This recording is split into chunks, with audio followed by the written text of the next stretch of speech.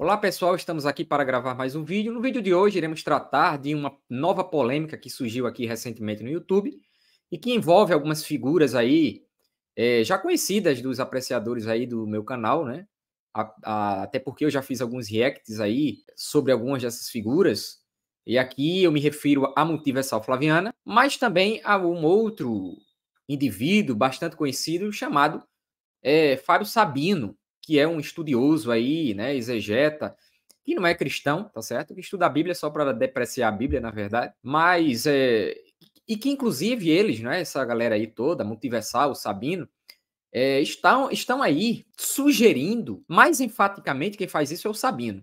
Alguns lá da Multiversal ficam ali querendo jogar para a torcida, querendo polemizar, mas no fundo parece que eles acreditam nisso também, ou seja, na ideia de que os discípulos e o próprio Jesus defendiam uma devassidão, uma vida promíscua, do ponto de vista sexual. Certo? Isso mesmo que vocês ouviram. O Sabino ele defende isso de uma forma mais enfática, inclusive fazendo uso de algumas fontes históricas, tá certo? Como a fonte de Plínio Jovem.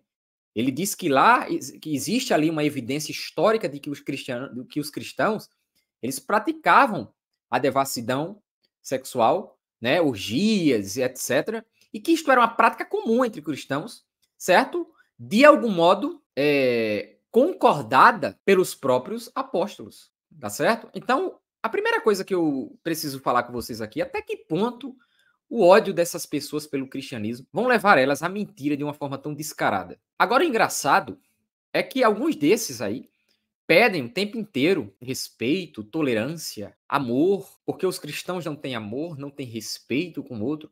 Quando, se você, por exemplo, entra nos canais de alguns deles aí, tem vários deles aí, eles pegam lá símbolos de religiosos, certo? Cristãos, e cometem inúmeros crimes, vilipendiando o símbolo da fé das pessoas, sem a mínima consideração, porque sabe que aquilo ali é algo que pertence à fé particular de muitas pessoas e que aquilo, de algum modo, toca no íntimo dessas pessoas. Embora muitos não acreditem, muita gente aí não acredita, e tem o direito de não acreditar, ninguém está questionando isso, muitas pessoas acreditam. Isto é, a maioria, inclusive, acredita. E muitas vezes se sentem, você está entendendo? Ofendidas por certos tipos de comportamentos promovidos por esses canais aí.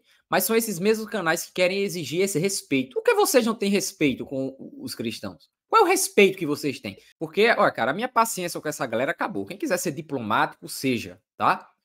Quem quiser ser, eu não tô dizendo que eu vou ofender aqui essas pessoas. Não é isso que eu tô dizendo. Mas que eles são desonestos, eles são. Certo? E muito, não é pouco, não. Tá? Então, qual foi a treta? Qual foi o cerne da treta aqui? É o seguinte, galera. A Multiversal Flaviana usou aí, certo? O argumento de que ágape, certo? Uma palavra do grego, tá certo? Um dos significados dessa palavra pode ter também o sentido de algo relacionado à sexualidade. E para se apegar a isso, eles usam Efésios 5.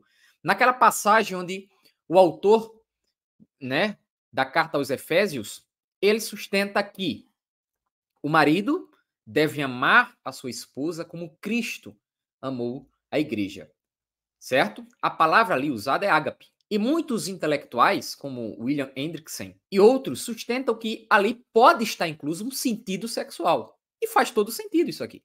Até porque, como se trata da união entre marido e mulher, é natural que, de algum modo, isso também se refira a questões relacionadas à sexualidade.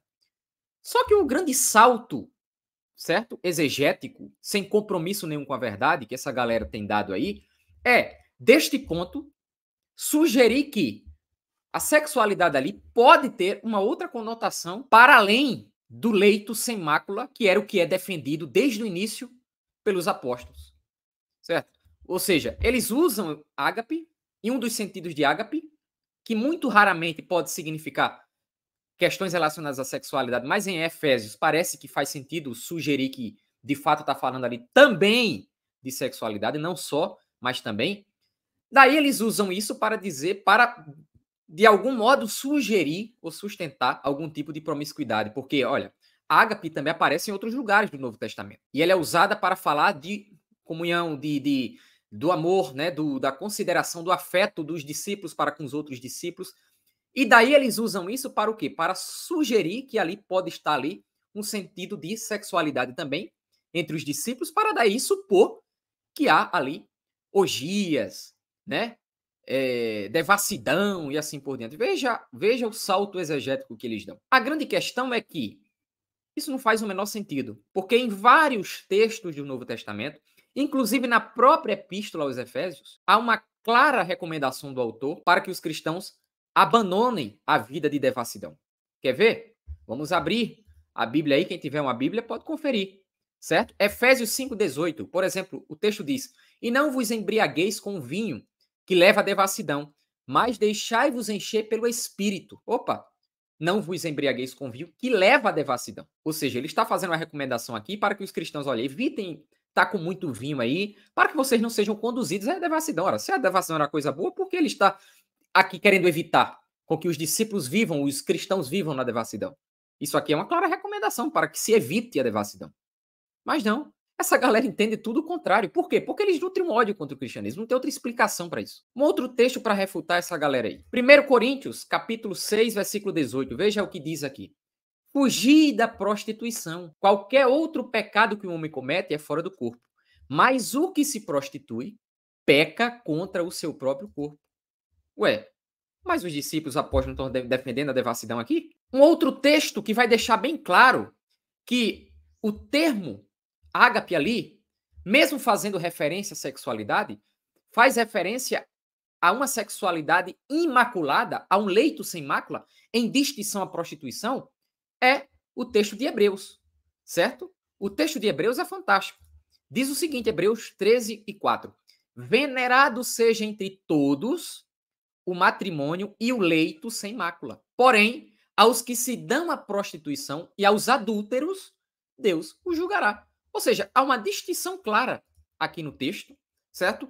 Entre o leito, certo? Sem mácula, que é ali a relação entre o marido e a esposa, o sexo entre o marido e a esposa, que é legítimo, que é uma bênção de Deus, de acordo com os ensinos do Novo Testamento. Isso é colocado em oposição à prostituição, à devassidão e ao adultério. Mas não. Essa galera vem aqui usar de uma forma deturpada a Bíblia para dar margens a esses absurdos. Aí teve até um texto que Sabino citou, que eu nem lembro mais, de Pedro, né?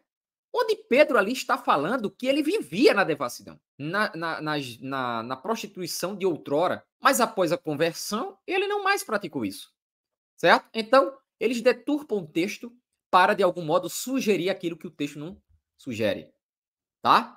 Agora é o seguinte, me espanta é um Scania, tá querendo polemizar em torno disso. Ah, mas eu não disse que os apóstolos cometiam orgias e não sei o quê. Tá, tudo mesmo que você não tenha dito. Pra que você tá querendo trazer isso para debate aqui agora, né? Qual é a finalidade? Você tá entendendo? Qual é a finalidade? Sim, o texto pode se referir ali em Efésios a questões relacionadas à sexualidade da esposa e do marido. Sim, mas o que é que tem de problema com isso? Nenhum. Porque o entendimento ali seria da relação íntima que há entre a esposa e o marido e com a relação de Cristo e a igreja como figura desta relação íntima. Você está entendendo? Porém, em momento algum, a relação entre o marido e a esposa, vista ali e na escritura como um todo, no Novo Testamento, é vista de uma forma devassa. Como se todo mundo vivesse ali numa suruba generalizada, certo? Uma perversão generalizada, certo? Dando margens para que se interprete todo o ensino neotestamentário como fundamentando uma vida promíscua. Isso aí fica por sua conta, Multiversal Flaviano, certo? Fica por sua conta, porque não existe respaldo nenhum para isso. Uma outra coisa foi o Sabino utilizar, né? Porque em um debate que teve ali, o meu amigo Antônio Abrantes, ele entrou lá numa live do Sabino e questionou ele qual era o respaldo histórico, qual é o documento histórico que ele utilizava. Porque além da exegese, é necessário que você tenha alguma fonte extra para sustentar ou para provar que os cristãos eles viviam ali de uma forma devassa, ou que viam na devassidão um estilo de vida comum entre eles ali. Certo? E aí foi sugerido pelo Antônio Abrantes que o Sabino apresentasse uma fonte, um documento histórico que provasse isso. Aí o Sabino citou a carta de Plínio Jovem. Meu Deus do céu. O que é que a carta de Plínio Jovem diz sobre isso? Nada, certo? O que é que Plínio Jovem diz sobre o cristianismo? Que o cristianismo é uma superstição perversa e perniciosa. Tá. Mas por quê? Não é porque os cristãos viviam adulterando, na devassidão sexual. Não era por isso. Veja a razão do porquê Plínio chamava o cristianismo de uma superstição perniciosa. Aqui está a razão.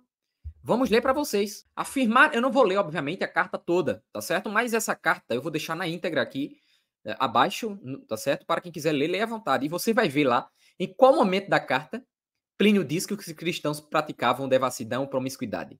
Nenhuma.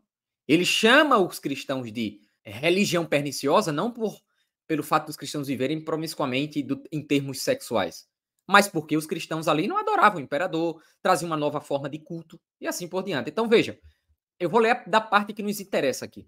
Afirmaram, no entanto, que toda a sua culpa, aqui é os cristãos, né? Plínio dizendo sobre os cristãos. Olha, eles afirmaram, no entanto, que toda a sua culpa ou o seu erro foi que tinham um hábito de reunião em um determinado dia fixo, antes do amanhecer do dia, quando cantavam em versos alternados um hino a Cristo, como se fosse um Deus.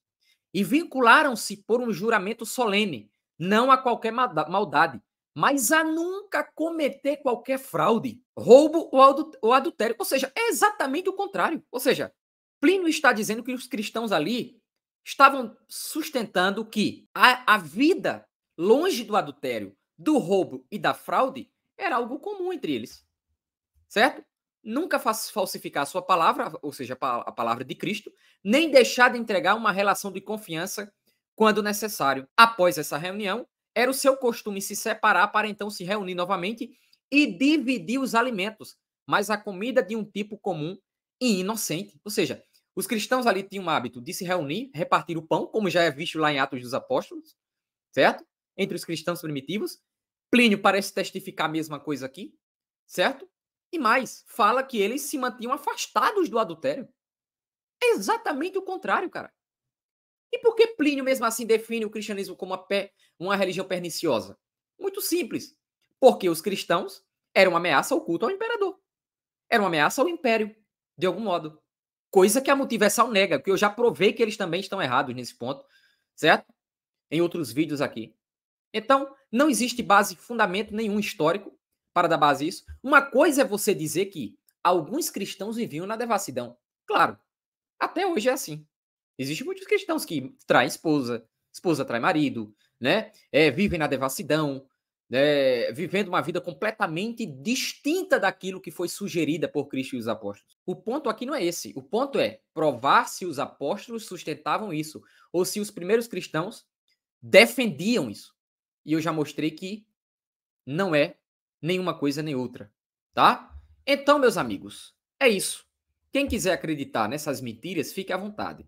Se você não gosta do cristianismo, de religião, é um direito seu. Agora, critique a religião de uma forma honesta, tá? Não seja desonesto. Não tem para que você ser desonesto, tá? Então, busque boas referências. Quiser refutar o cristianismo, busque boas referências para isso.